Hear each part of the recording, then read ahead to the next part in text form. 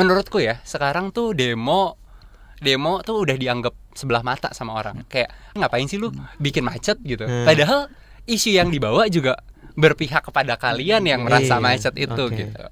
Politik tuh jangan harus selalu kayak nggak melulu soal partai politik atau kebijakan negara gitu sih. Masalah-masalah kayak masalah keseharian atau kultural masyarakat tuh juga bisa jadi sangat politis ketika kita punya keresahan itu ya, kayak kok bahasa-bahasa lokal itu mulai banyak yang hilang ya penuturnya. Nah. Berbagi aksi, inspirasi, dan kolaborasi. Selamat datang di podcast Bicara Berarti. Oke, ketemu lagi bareng kita semuanya gitu ya di Bicara Berarti podcast gitu. Dan hari ini kita beruntung gitu karena kita akan membahas hal yang sebenarnya agak sensitif gitu ya. Semoga gitu ya. Ada semoga ya. Ada semoga. Tapi kita berusaha untuk membumikan isunya gitu. Jadi ya semua bisa menikmati gitu. Oke, jadi aku baru-baru ini baru mengkonsumsi sebuah berita gitu. Ini dari negara tetangga kita di Bangladesh gitu. Jadi di bulan Juni kemarin Perdana Menterinya Sheikh Hasina gitu jadi baru membuat keputusan kontroversial di mana 30% dari kuota PNS-nya mereka itu diperuntukkan untuk keturunannya veteran gitu, veteran yang membebaskan Bangladesh dari Pakistan gitu. Terus habis itu singkat cerita mahasiswanya pada akhirnya ya masyarakat secara umum ya gitu ya nggak terima karena kebijakannya dinilai menguntungkan kelompoknya salah satu partai gitu ya gitu. Gitu. Terus kemudian mereka mulai melakukan demonstrasi yang awalnya peaceful gitu ya, damai, tapi pada akhirnya mulai ada bentrok fisik gitu. Dan sampai hari ini mungkin ada sekitar 100 lebih gitu yang meninggal dunia gitu, dan konfliknya masih terus berekskalasi. Kok mirip ya? Mirip sama Indonesia waktu itu gitu ya. Jadi ya memang beberapa orang ngelihat itu sebagai tragedi 98-nya mereka gitu ya. Seperti itu. Dan sebenarnya tepat sekali kalau dikontekskan ke Indonesia, kita pernah punya historical itu gitu, nggak bisa dipungkiri, itu jadi pembelajaran. Dan yang mau aku sampaikan ke teman-teman pendengar, penonton, dan mas-mas yang ada di sini adalah biasanya aktivisme itu muncul di saat kritis gitu, di saat ada urgent gitu ya, ada hal-hal yang menghimpit gitu. Dari situ aktivisme muncul gitu. Di Indonesia sendiri kan akhir-akhir ini juga banyak gitu ya hal-hal yang kontroversial gitu di ekosistem politik kita gitu. Misal ada kayak undang-undang ada Omnibus Law, terus habis itu ada undang-undang Cipta Kerja, terus ada UU penyiaran, terus habis itu ada revisi UU KPK, ada MK, terus habis itu bahkan ada misal kayak kemarin kebijakan untuk memberikan bansos kepada korban judi online gitu, yang korban ya ke framingnya jadinya gitu gitu. Nah aku mau kembali lagi ke pertanyaannya gitu. Aktivisme itu biasanya muncul dari sebuah krisis gitu. Nah gimana tanggapan dari mas-mas kalian, silahkan. Oh, saya dulu. Oke. Dibilang untuk muncul karena krisis, ya benar. Jadi menurutku aktivisme itu muncul ya memang karena keresahan ya, adanya keresahan kita terhadap suatu fenomena yang terjadi di lingkungan sekitar gitu. Ya yang menurut kita bisa jadi tidak sesuai dengan kaidah-kaidah yang berlangsung gitu. Jadi bisa dibilang iya. Aku juga kurang lebih sepakat gitu ya, tapi kita harus melihat krisis itu kan berlapis ya, krisis yang besar gitu atau krisis yang kecil gitu. Krisis rumah tangga juga bisa krisis ya. Tapi sebenarnya kan bisa jadi krisis di kampung itu kan juga sangat sesuatu yang terkait dengan krisis besar. Jadi jangan-jangan orang dalam tanda kutip jadi aktivis atau tergerak untuk terlibat di suatu permasalahan, suatu isu itu karena krisis yang sebenarnya dari yang kecil dulu, dari yang terdekat gitu sih. Kayak kok RT saya kotor ya, sampahnya berserakan ya gitu. Nah itu kan krisis sampah berarti ya di lingkungannya gitu. Nah, pada akhirnya mungkin bisa jadi itu akan bergulir menggerakkan bergulir terus kemudian jadi gerakan yang lebih besar gitu misalnya gitu, atau ya tetap di kampung itu, tapi emang berangkatnya aku percaya dari krisis sih. Dan krisis itu nggak harus sesuatu yang cakupannya luas sih, jadi yang kecil gitu.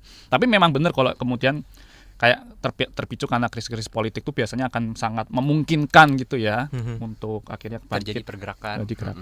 Aktivisme atau spesifik aktivis itu apa sih gitu? Oh oke. Silakan. Oh saya gantian. Kayak agak berat pertanyaannya. Oke. Buat aku sih aktivis tuh sebenarnya warga biasa aja sih sebenarnya kan kami juga warga ya maksudnya, atau teman-teman yang kemudian sering dilabeli aktivis itu kan juga warga gitu ya, warga masyarakat sipil pada umumnya ya, yang kebetulan lebih punya keberpihakan, lebih punya sesuatu yang mau mereka ubah gitu ya sebenarnya. Jadi buat aku tuh definisi, aku nggak tahu ya secara ilmiah gitu ya, di ilmu sosial aktivis tuh definisinya apa gitu ya, tapi buat aku kalau orang punya ketertarikan atau tiba-tiba mau bergerak untuk membuat perubahan kecil atau besar, baik di konteks lokal, bahkan konteks lokal di tempat dia tinggal, sampai konteks nasional, apalagi sampai internasional gitu, dengan misalnya krisis Palestina Israel saat ini gitu itu ya udah bisa disebut aktivis sih sebenarnya sih, walaupun mungkin akan ada yang bilang terlalu labeling atau apa, atau nggak mau karena sebenarnya ini aja definisi aktivis itu udah kayak SJW gitu yang konotasinya negatif gitu. Padahal sebenarnya ya kita bisa mendefinisikan aktivis itu ya simple lah ya. Kita sebagai manusia gitu bisa jadi ya. Manusia makhluk sosial yang satu dengan yang lainnya saling keterkaitan. Ya wajar dong kalau misalnya kita ada rasa empati gitu ya. Kita diciptakan punya perasaan nih.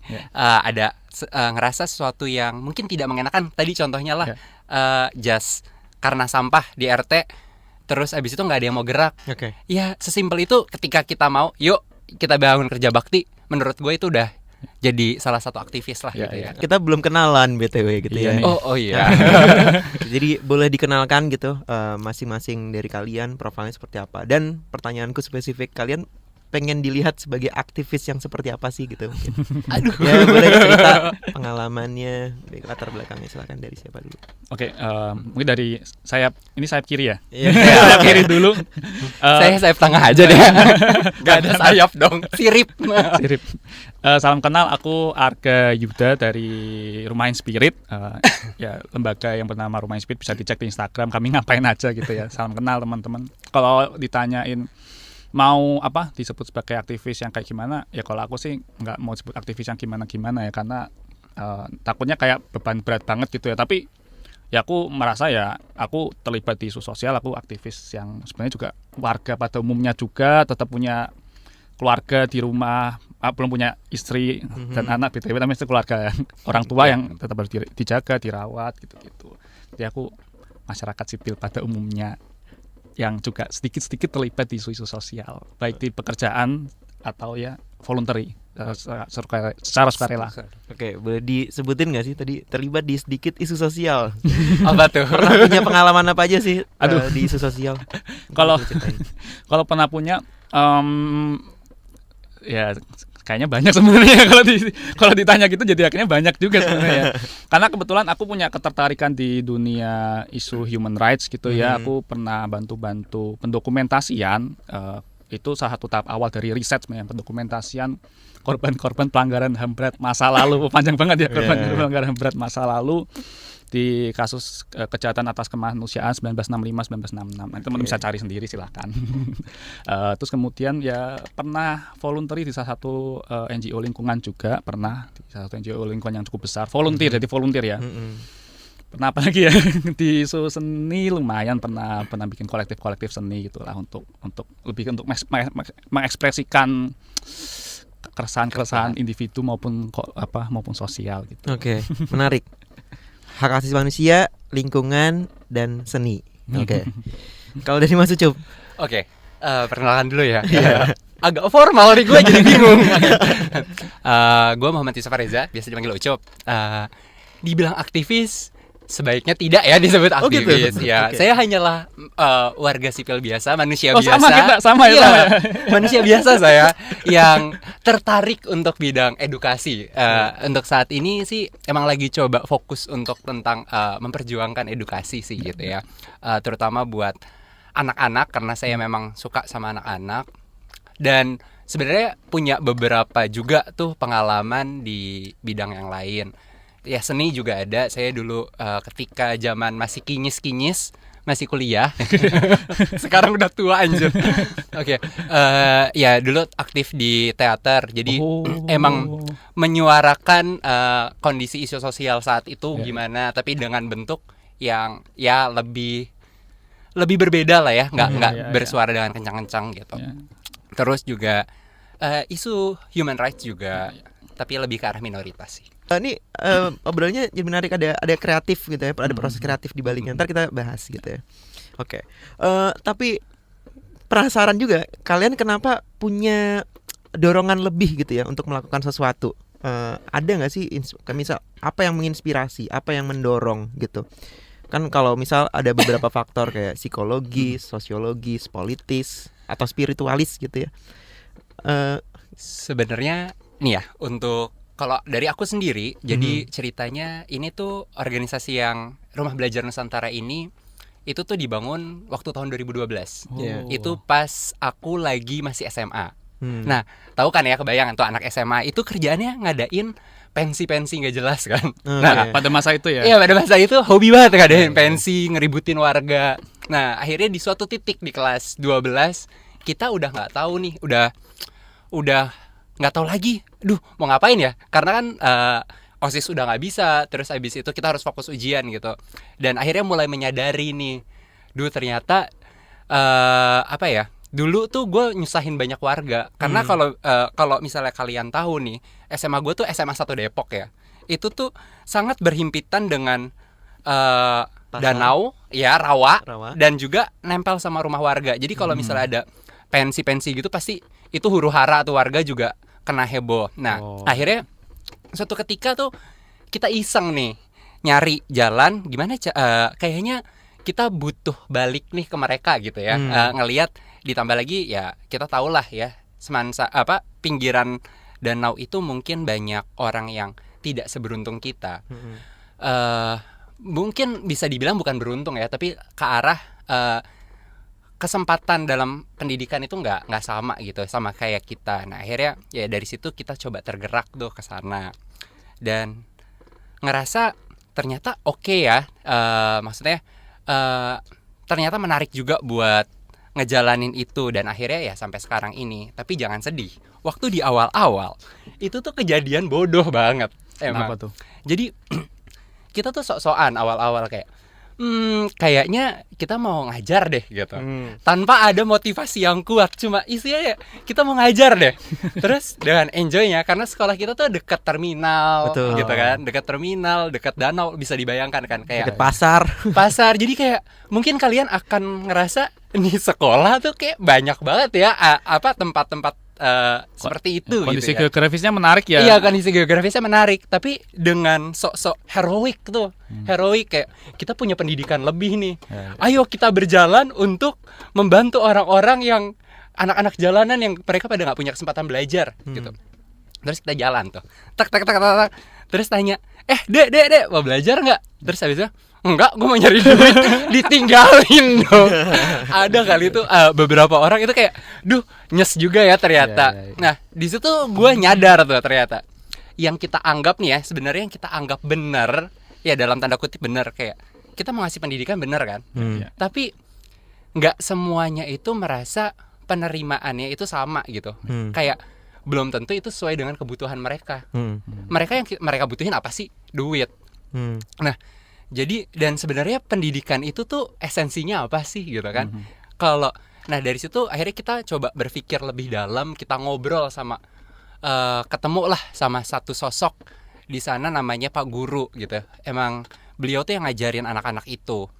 Jadi ya di situ kita ngobrol dan menemukan esensinya. Kalau misalnya buat berbuat baik itu kita juga harus tahu sebenarnya core yang mereka butuhin tuh apa.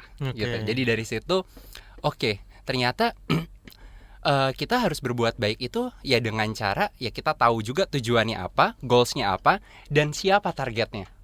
Kalau yang menginspirasi aku agak bingung juga ya cikal bakalnya dari mana gitu ya. Tapi sebenarnya waktu SMA. Lagi-lagi ya SMA kayaknya cukup membentuk ya untuk beberapa orang gitu ya, Titik membentuk. balik ya. Karena kan SMA tuh kan istilahnya kayak masa-masa bandel gitu ya, masa-masa kita kayak mungkin explore gitu ya. Sebagian orang mungkin juga mulai bisa membantah orang tua ya gitu ya.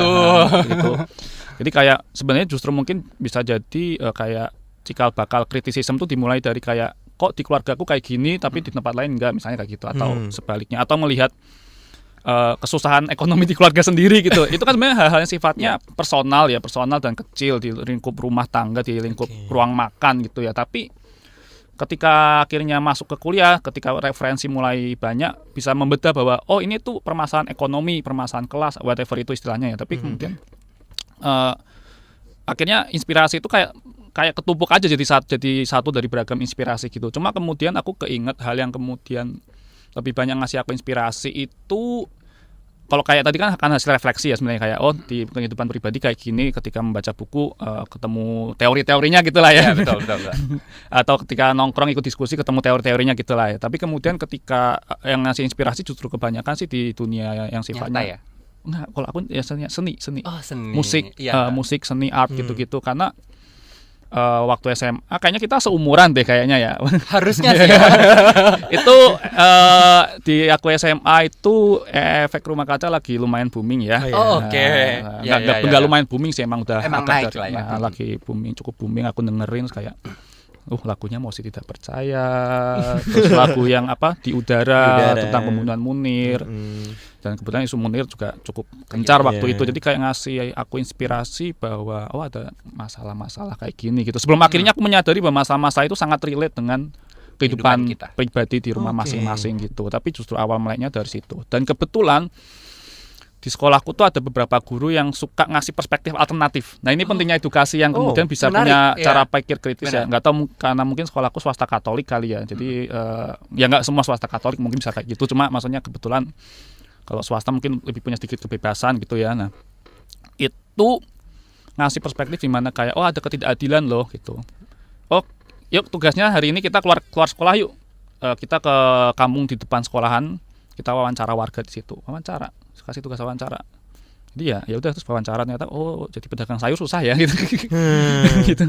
Atau jadi tukang becak tuh kayak gini ya kehidupannya ya, kayak gitu-gitu, ngasih lapisan-lapisan kehidupan dari orang-orang yang nggak kita bisa temui sehari-hari gitu ya, kurang lebih ya. Oke, tapi kalau misal dorongan secara values gitu ya, kayak entah misal kayak di keluarga gitu, apa yang diajarin sama keluarga misal, atau misal dorongan dari masing-masing lembaga agama atau kepercayaan teman-teman gitu ya, atau masyarakat sukunya teman-teman gitu, ada nggak sih value-value yang teman-teman bisa petik gitu? Oke. Mungkin aku bisa, karena udah ngomong sebenarnya kan tanggung gitu, gitu.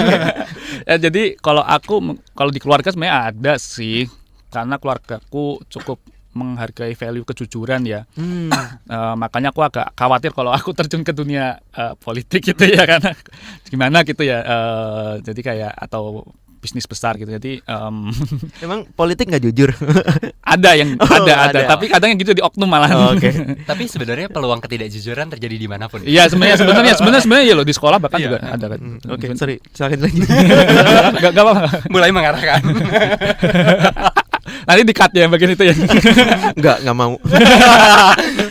Oke, tapi maksudnya ya value kejujuran itu sangat dihargai di keluarga gitu. Kebetulan di sekolahku SMA itu juga value kejujuran tuh tinggi sih, sangat tinggi. Jadi aku mengalami di mana kayak kalau nyontek itu justru mah bukan aku yang alami ya. Di sekolahku tuh kalau nyontek tuh malah dianggap sebelah mata gitu loh.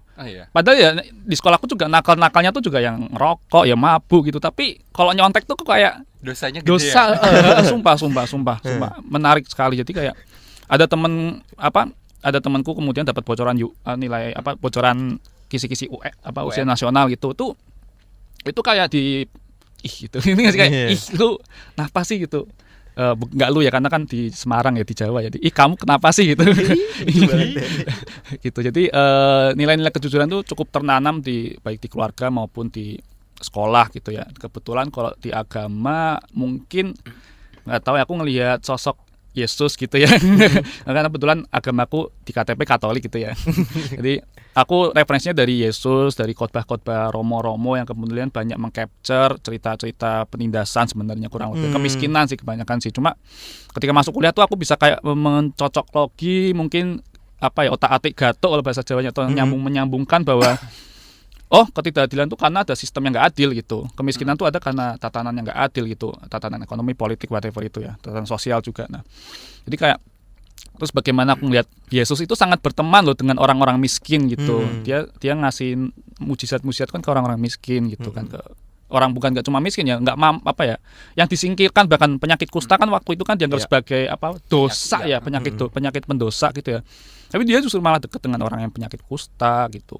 Terus dia kayak ya gitulah, banyak kisah-kisah inspirasi yang akhirnya terserap itu. Bagaimana kemudian kisah-kisah para rasul-rasul Yesus itu ya. Kok jadi kayak khotbah misionaris gitu ya. Nanti mungkin kalau ada perspektif mendengarkan dari perspektif agama lain, aku yakin pasti ada karena aku percaya nabi-nabi itu sebenarnya apa ya, aktivis pada masanya gitu ya, dan dapat suara itu dari suara Tuhan gitu loh. Suara Tuhan aja, suara yang menyuarakan ketidakadilan dan memperjuangkan keadilan gitu. Ya, harusnya umat-umat beragama sih punya value itu sih menurut saya gitu ya. Kalau dari saya kurang lebih sama ya Pak ya. Ya kalau dari orang tua ya, sebenarnya saya itu dilahirkan dididik untuk selalu aware sama lingkungan sekitar. Jadi emang dari dulu tuh diajarin coba lihat sesuatu tuh dari perspektif orang lain. Jangan dari perspektif kita mulu gitu. Bagus jadi, tuh kayak gitu. Iya, jadi ya segala sesuatu. Jadi sebelum aku melakukan apapun tuh selalu difikirkan kayak orang ini bakalan dampaknya, bakal efeknya gimana ya? Ketika aku ngelakuin gini gimana ya? Nah itu. Dan aku tuh selalu coba untuk ya jadinya berusaha untuk melihat nih kondisi sekitar itu, berusaha untuk mengamati dulu. Oh, jadi lingkunganku tuh kayak gini loh gitu. Observasi itu jadi hal yang utama. Jadi ya selalu berusaha untuk itu dan menempatkan diri dengan ke orang lain. Dan kalau misalnya kita lihat juga ya dari spiritualisme, karena aku di sini sebagai Muslim, sebenarnya ya kita tahu lah mungkin ajaran agama manapun sama, kita harus memiliki rasa empati yang cukup tinggi gitu kan ya. Kita ya kita hidup bermasyarakat di sini, jangan cuma sendirian doang gitu kan. Nabi-nabi itu datang karena dirasa itu kayak zaman jahiliyah ya istilahnya ya, kayak zaman pembodohan, di situ ada kekerasan, ada segala macam ketimpangan sosial, sehingga mereka datang untuk menebarkan kebaikan sebenarnya tuh. Gimana caranya, yuk sama-sama buat kita ya hidup ini berusaha setara gitu ya. Kita berusaha untuk sama-sama berbuat baik. Nah itu sih sebenarnya. Ada nggak sih momen gitu di mana teman-teman ngerasa spesial, ya momennya yang spesial ya, ngerasa momen itu spesial dan itu menjadi penggerak yang ya kayak faktor penggerak utama gitu, teman-teman akhirnya melakukan sesuatu gitu. Bicara berarti. Kalau misalnya ditanya momen apa, ya sepanjang hidup saya, selama saya berjalan sampai saat ini gitu ya, saya trial error gitu, mendapatkan perlakuan yang mungkin bisa dibilang tidak baik, itu juga jadinya yang ngerasa kasihan. Maksudnya kayak saya juga jadi oke, nextnya gue nggak boleh ngelakuin hal kayak gitu gitu.